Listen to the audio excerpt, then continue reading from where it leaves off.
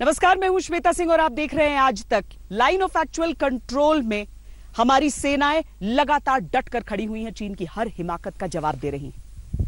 लेकिन आज कुछ अलग हुआ। आज अलग यह हुआ कि थल सेना और वायु सेना ने संयुक्त अभ्यास किया है। अद्भुत तस्वीरें रही वो, और चीन का कलेजा हिल रहा होगा।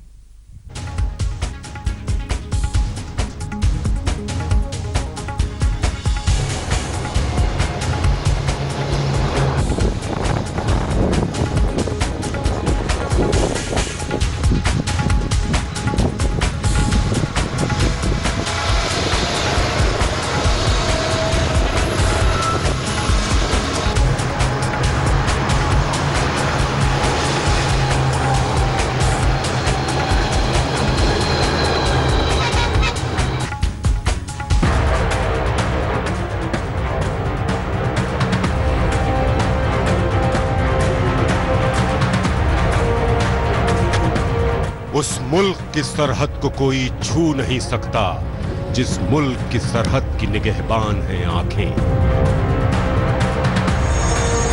हिंदुस्तान की सरहद पर हिफाजत के लिए वो आंखें लगी हैं जो जरूरत पड़ने पर दुश्मन की आंखें निकालें। हिंदुस्तान ने तय कर रखा है कि सरहद पर कोई समझौता नहीं होगा। हिंदुस्तान तैयार है कि वो चीन की हर साजिश, हर हिमाकत का करारा जवाब देगा। हिंदुस्तान के सैनिक हेलीकॉप्टर और विमान की गर्जना सुनकर बीजिंग का कलेजा पक्का कांप जाएगा। जितनी डिप्लॉयमेंट उसकी हर एक सेक्टर में है, चाहे नैंगसो हो, चाहे गलवान हो, चाहे डेप्सैंग हो, वो लिमिटेड एक्शन कर सकता है। लेकिन हमारी तरफ से हिंदुस्तान ने भी मिरर डिप्लॉयमेंट की है, तो उसके लिए मुश्किल होगा, हम तैयार हैं। लेकिन अभी तक चाइना ने उसका एरिया ऑफ इंटरेस्ट क्या है उसको बड़ी अच्छी तरह छुपा के रखा हुआ है। इसलिए हिंदुस्तान फौज को बातचीत तो करते रहना चाहिए, लेकिन तैयार रहना चाहिए कि एक्शन के लिए किसी भी सेक्टर में।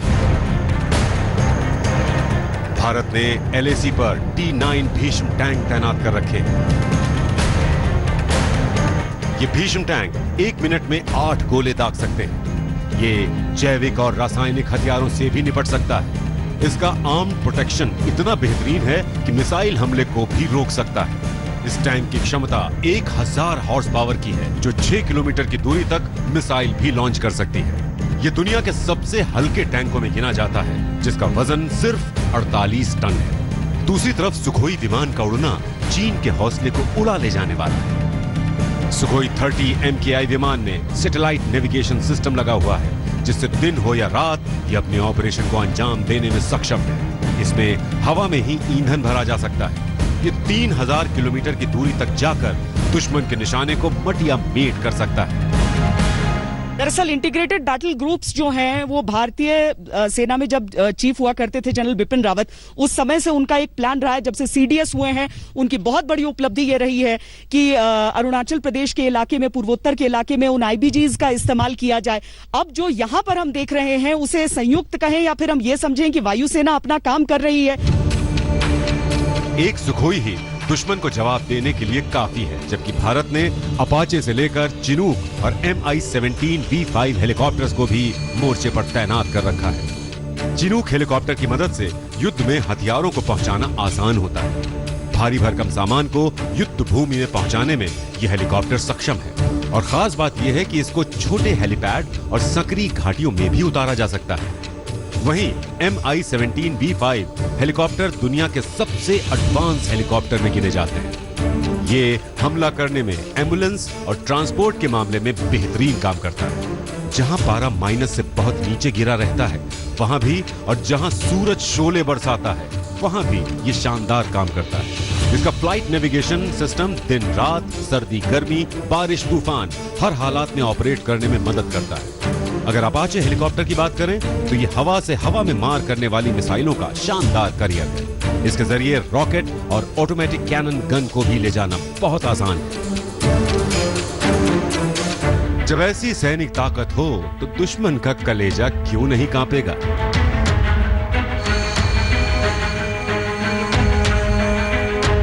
2 दिन पहले ही army chief general MM Naravane ने LAC के फॉरवर्ड पोस्ट पर जाकर समूची तैयारी का जायजा लिया था और उनसे पहले एयरफोर्स चीफ भी वहां से होकर आए। T-72 टैंकों का एक बेड़ा पहले से ही लद्दाख में तैनात है। वहीं मिग, हरक्यूलिस, मिराज 2000 की तैनाती भी काफी पहले से है। भारत ने चीन को अपने सैनिक चक्रव्यूह में घेरने की मुकम्मल तैयारी कर ली है। चाहे धरती हो या आसमान या पाताल, चीन के खिलाफ चक्रव्यूह तैयार है। पहले वायुसेना प्रमुख air chief marshal RKS Bhadauria और उसके बाद सेना प्रमुख जनरल मनोज मुकुंद नरवणे ने लेह जाकर अपनी सैन्य तैयारियों का जायजा लिया। जहां वायुसेना ने मिराज से लेकर सुखोई जैसे लड़ाकू विमान तैनात किए हैं, वहीं सेना ने बोफोर्स से लेकर M777 जैसी तोप और कई मिसाइल भी तैनात की हैं। चीन बातचीत के बहाने लद्दाख के अलग अलग इलाकों में अपनी सैन्य तैयारियों को बढ़ा रहा है। ऐसे में भारत की सेनाओं ने भी चीन की चालबाजियों से निपटने के लिए अपनी तैयारियों को हर मोर्चे पर चाक चौबंद कर लिया है। लेह में गौरव सावंत और श्वेता सिंह के साथ मंजित नेगी, दिल्ली, आज तक। कहते हैं भय बिन होत न प्रीत। अब चीन के मन में धीरे धीरे भारत का भय भी बैठ रहा है। शायद धीरे धीरे वो सही रास्ते पर चलने भी लगे, क्योंकि बातचीत के बावजूद जब वो अपने सैनिकों की संख्या बढ़ाता है तो भारत बराबरी में डट खड़ा होता है।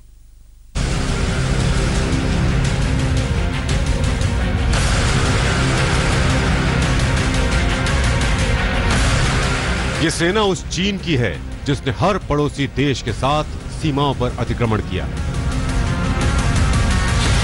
कोरोना के इस भयानक दौर में भी उसने जमीन हड़पने की अपनी मक्कारी नहीं छोड़ी।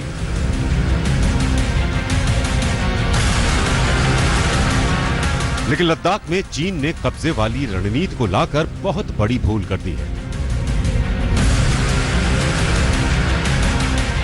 गलवान में चीन को धूल चटाने के बाद भारत ने तय कर लिया कि LAC पर ज्यादा सतर्क, ज्यादा सावधान रहना है, ताकि जब भी जरूरत पड़े चीन को मुंहतोड़ जवाब दिया जा सके। In spite of unacceptable Chinese action after agreements reached during military talks and resultant loss of life, all efforts are underway to ensure that the current situation at LAC is resolved peacefully.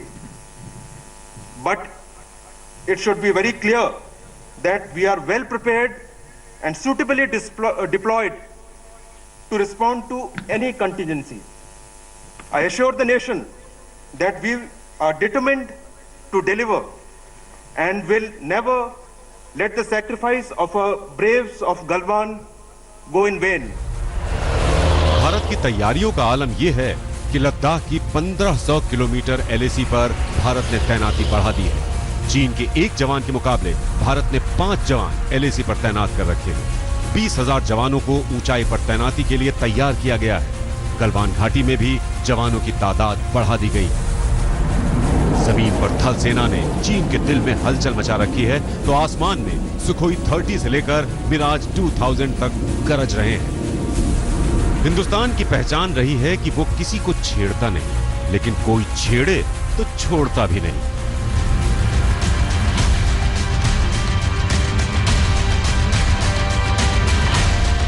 अब हम आपको बताते हैं कि चीन ने हिंदुस्तानी सरहद पर कहां-कहां छेड़छाड़ की, जिसके जवाब में भारत को पूरे दल बल के साथ जाकर डटना पड़ा। उसके लिए इन 15 तस्वीरों को देखिए।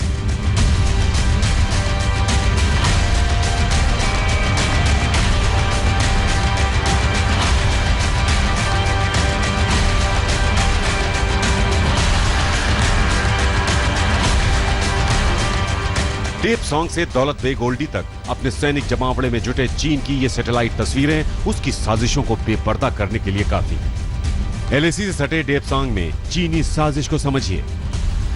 डेपसांग के 2 पोस्ट पर चीन की सेना पूरी तरह मुस्तैद हो गई है।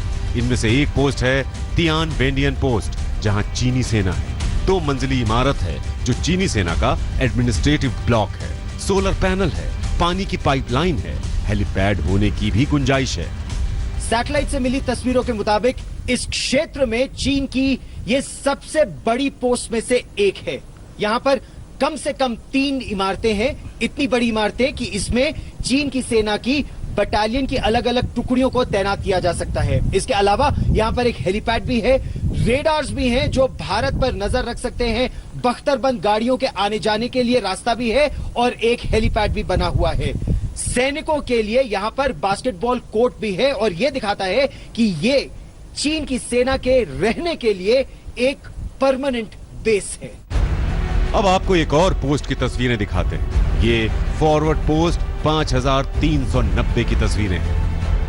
यहां भी इमारतें खड़ी हैं जिनकी छत लाल रंग की है, जो कि चीनी सेना का रंग है। सोलर पैनल और स्टोर रूम से लेकर तमाम निर्माण यहां भी मौजूद है। ऐसे में भारत जैसा प्रभावशाली और ताकतवर देश हाथ पर हाथ धरे कैसे बैठा रह सकता है? हम लोग किसी भी सूरत में भारत के सम्मान और स्वाभिमान पर चोट नहीं पहुंचने देंगे। समस्त देशवासियों को इस वर्चुअल रैली के माध्यम से मैं विश्वास दिलाना चाहता हूं। लद्दाख में एलएसी के फॉरवर्ड पोस्ट तक भारत की तैयारी और हालात के बारे में army chief general MM Naravane ने रक्षा मंत्री राजनाथ सिंह को पूरी जानकारी दी। श्वेता सिंह के साथ गौरव सावंत, लद्दाख आज तक। बात सिर्फ पेंगोंग सो की नहीं है या फिर गलवान वैली की नहीं है, बल्कि चीन तो जहां पर उससे हो पाता है वहां पर कोई न कोई हिमाकत जरूर करता है। दौलत बेग ओल्डी में हमने देखा है, और काराकोरम दर्रे को लेकर जो उसने अपनी नजरें टेढ़ी की हैं, तो भारत की फौजी निगाहें उस ओर भी लग गई हैं।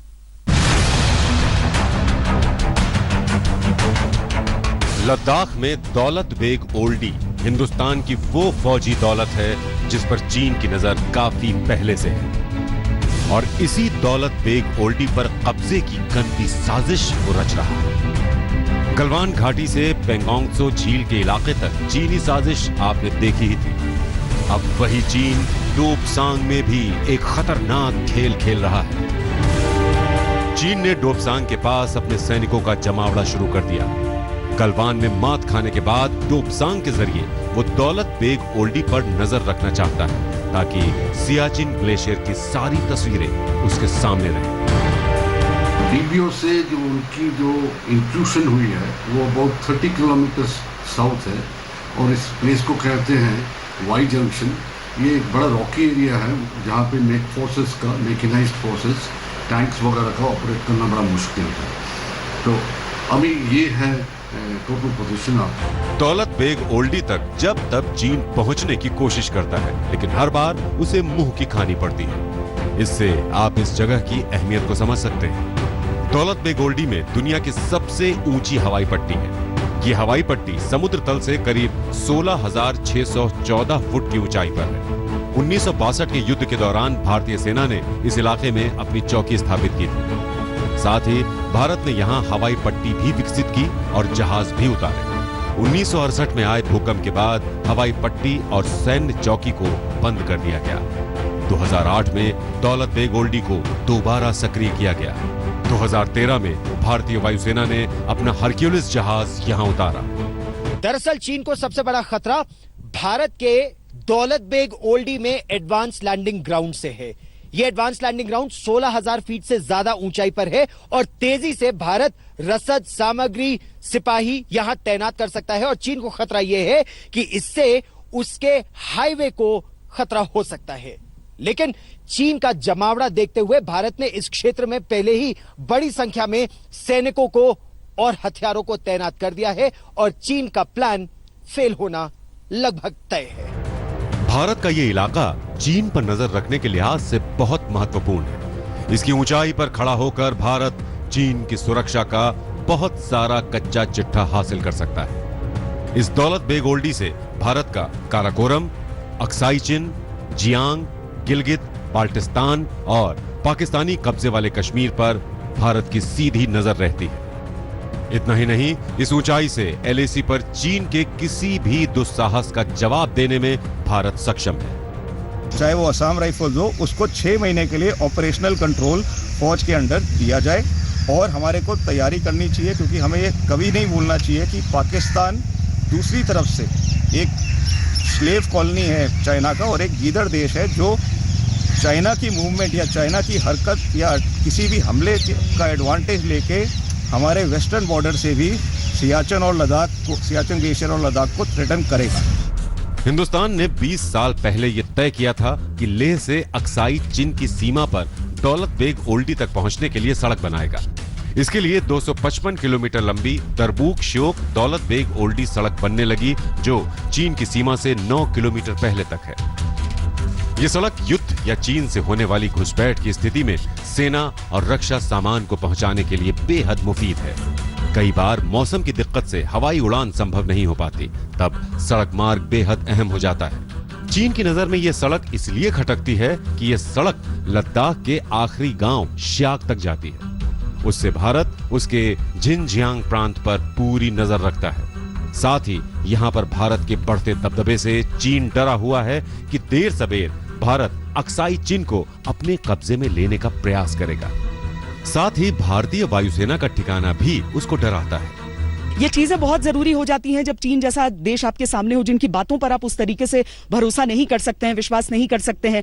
तो बॉर्डर का जो स्थिति है वहां पर गलवान में भले ही थोड़ा सा डाइल्यूशन हम देख रहे हैं, लेकिन चूंकि हम पेंगोंग सो या दौलत बेग ओल्डी को लेकर भी इस तरह की खबरें आ रही हैं कि वहां पर भी कुछ इस तरह की बिल्डअप की बात होती है, तो इन चीजों को देखते हुए बहुत ज्यादा ट्रस्ट नहीं किया जा सकता है। भारत अपनी तरफ से कभी भी अतिक्रमण या आक्रमण नहीं करता है, लेकिन सामने वाले देश के हिसाब से तो तैयार रहता है। भारत इस सड़क को बनाने में जी जान से जुटा है। ये सड़क बन गई तो लेह से दौलत बेग ओल्डी तक महज 8 घंटे में पहुंचा जा सकेगा। भारत को अंदाजा था कि चीन दौलत बेग ओल्डी में बदमाशी करेगा, इसलिए भारत ने वहां अपनी तैयारी और तैनाती बढ़ा दी है। लेह में श्वेता सिंह और गौरव सावंत के साथ मंजीत नेगी, दिल्ली आज तक। सेना पूरी तरह तैयार है और बाकी सुविधाओं के लिए भी सरकार पूरी तैयारी कर रही है। किसी भी मोर्चे पर पीछे नहीं हटा जा रहा। इंफ्रास्ट्रक्चर डेवलपमेंट की हम बात करते हैं तो सड़कों का जाल तो बिछाया ही जा रहा है। इसके साथ साथ संचार सुविधाएं भी उन गांव-गांव तक पहुंचाई जा रही हैं जो अभी तक इसके दायरे में नहीं आते थे।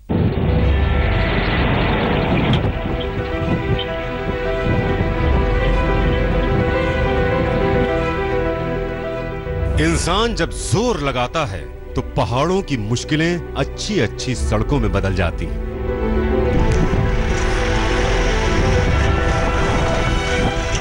जिस लद्दाख में 1962 की जंग में एलएसी तक पहुंचने के लिए पैदल चलने के अलावा कोई रास्ता नहीं दिखता था, वहां आज दौड़ती भागती सड़कें।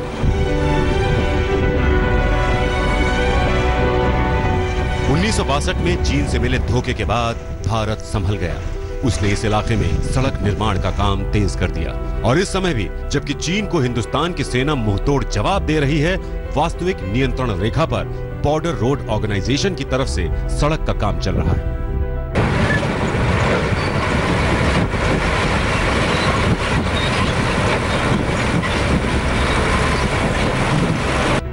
इसके लिए झारखंड से सड़क बनाने के लिए 11,000 मजदूरों को लाया गया।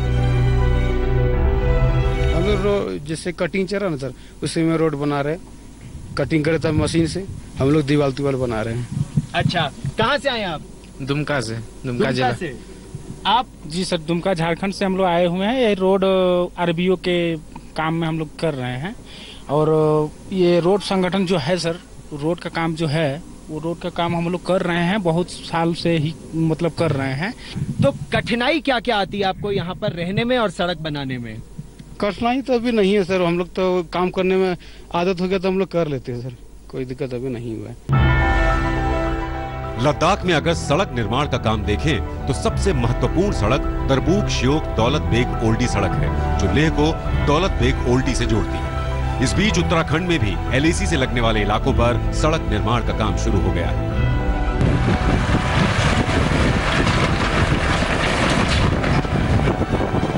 एक तरफ सड़क का जाल बिछाकर हिंदुस्तान अपनी सैनिक चुस्ती को बढ़ाने में जुटा है, तो दूसरी तरफ संचार की दुनिया में भी एक नई क्रांति की कोशिशें वहां हो रही हैं।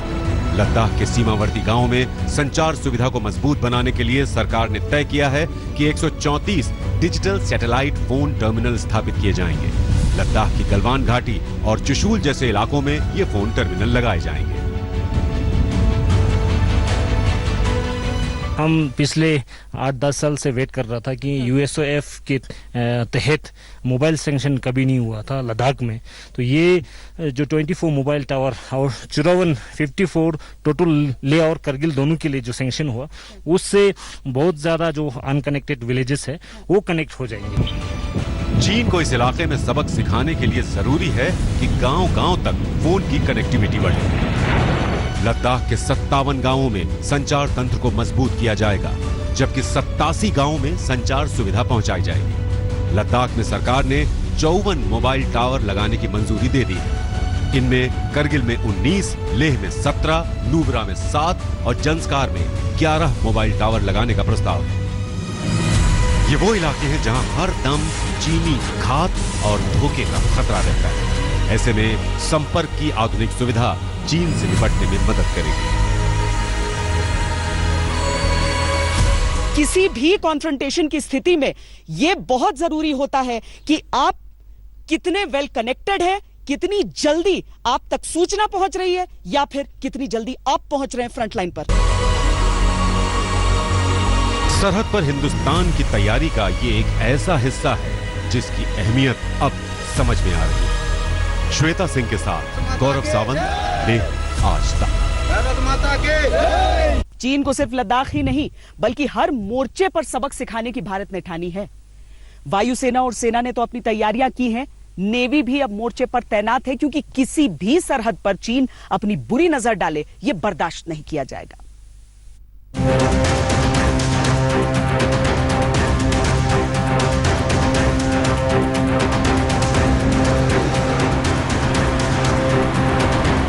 लद्दाख में एलएसी पर चीन का जवाब हमारी आर्मी दे रही है, लेकिन इन दोनों के साथ समुद्र में भी चीन की गुस्ताखियों और घुसपैठ का जवाब देने की पूरी तैयारी भारत ने कर ली है।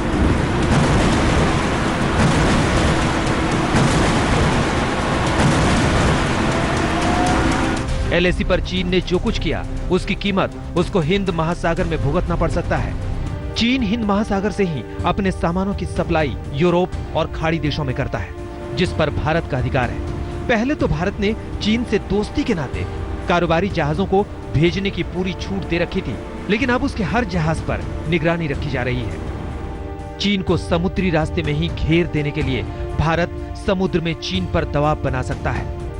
चीन के समुद्री जहाजों को भारत के रूट से जाने से मना कर सकता है भारत अपने युद्धपोतों की तैनाती इस रूट के आसपास कर सकता है। भारत उत्तरी सागर पर अपनी तटस्थ नीति को बदल सकता है। इसके लिए भारत जापान, ऑस्ट्रेलिया, वियतनाम और इंडोनेशिया के साथ अपनी संधियों को नया रूप दे सकता है। दरअसल चीन ने हिंद महासागर और अरब सागर में भारत के पड़ोसी देशों को पट्टी बढ़ाकर कई जगहों पर अपने जंगी जहाज तैनात कर दिए हैं, चाहे वो पाकिस्तान के ग्वादर पोर्ट हो या श्रीलंका में हम्बनटोटा पोर्ट हो। इनके अलावा अक्टूबर 2017 में चीन की पनडुब्बी देखी गई थी। अक्टूबर 2018 में भी चीन की पनडुब्बी हिंद महासागर में आई। सितंबर 2019 में अंडमान के नजदीक चीन की रिसर्च वेसल को भारत ने पीछे ढकेला।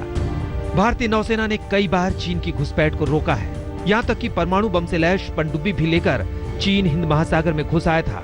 इसलिए भारत अब समुद्र में ही चीन की साजिशों को डुबो देने की पूरी तैयारी कर रहा है। दिल्ली में शिव अरूर के साथ आज तक ब्यूरो। रुक रहे एक छोटे से ब्रेक के लिए, लेकिन देश और दुनिया की तमाम खबरों के लिए आप देखते रहिए आज तक।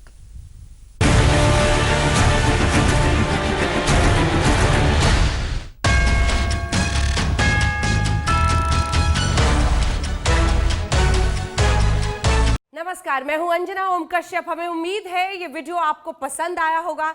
लेटेस्ट खबरों के लिए यूं ही देखते रहिए आज तक, और इस वीडियो के पसंद आने पर लाइक, शेयर एंड सब्सक्राइब करना ना भूलें।